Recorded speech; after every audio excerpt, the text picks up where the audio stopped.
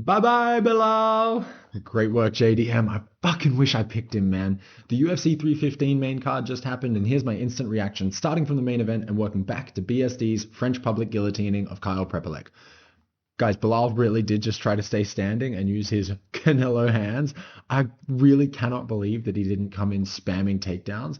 Like, that's literally what he did his whole career on the way up, especially against guys who are strikers. Go watch his fight against Stephen Wonderboy Thompson, and you literally just see him spam takedowns the whole fight. The commentating seems super biased, by the way, which I get, seeing as Anik and Belal are in business together and DC just loves to suck the cock of every wrestling style fighter that competes. But this fucking guy can't put one title defense together? Really? Like, are his coaches literally telling him that he has Canelo hands or some dumb shit like that? I really did think that he was going to come in. I thought that whole, like, I'm just going to strike with JDM thing was just a front, right? And he was actually going to come in, pretend to strike, and then start putting on that, like, hyper pressure that he's used to.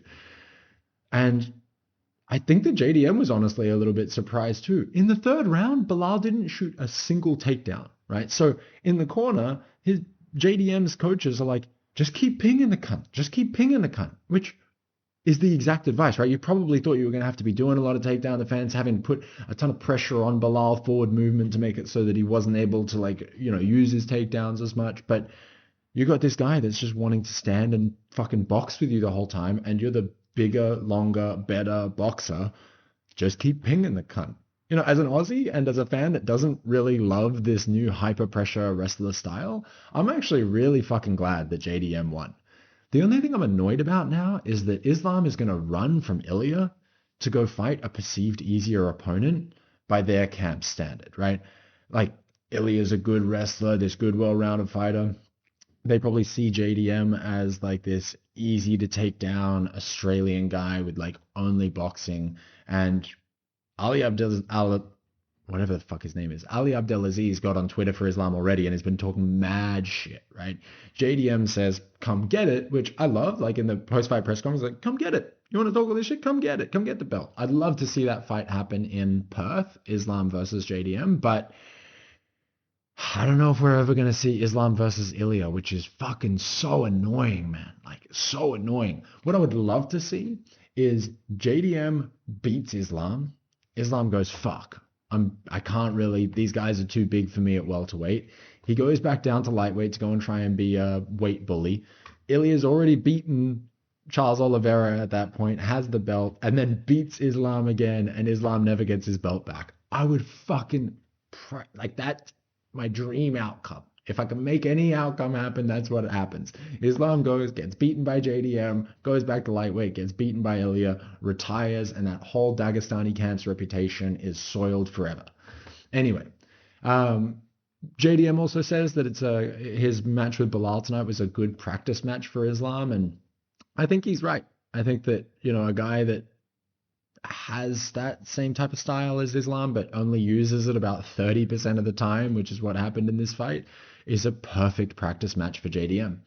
Anyway, moving on. Valentina Shevchenko showed what we already know, which is that she's basically just a step above the rest of her division. Not the worst fight in the world, but honestly, guys, adding another 5-round decision into this main card made it long as fuck. Zahabi versus Aldo was a banger. I really do feel like it could have gone either way. I'm pretty interested to see who they put Zahabi against next. He seems to have a similar type of style as JDM for that bantamweight division of like good strong boxing, good takedown defense, good game planning. José Aldo retired, saying he doesn't have it in his heart anymore to keep going through all the weight cutting and all the wars. Like, yeah, we saw that, Jose. You missed weight by 8 pounds, brother.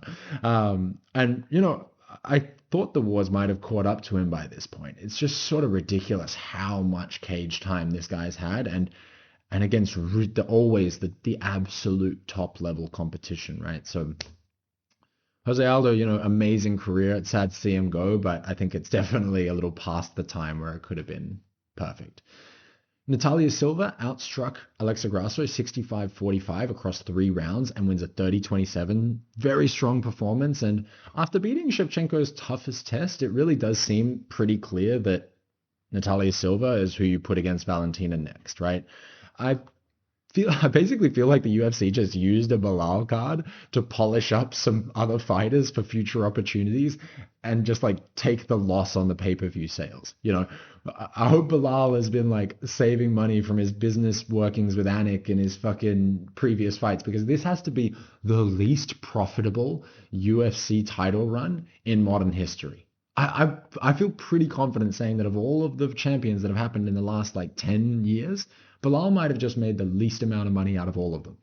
Which brings us to Benoit Saint Denis, finally, who got his tune-up fight, his palate cleanser, if you will, out of the way, so he can now go and fight a Joel Alvarez or maybe a rematch with a Moicano without shitting his pants as soon as he's walking out to the cage.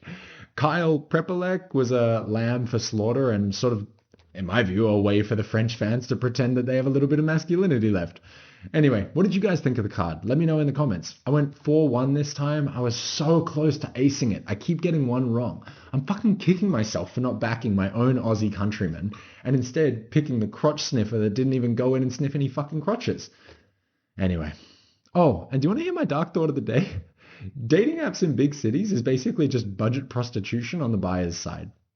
Anyway, see ya.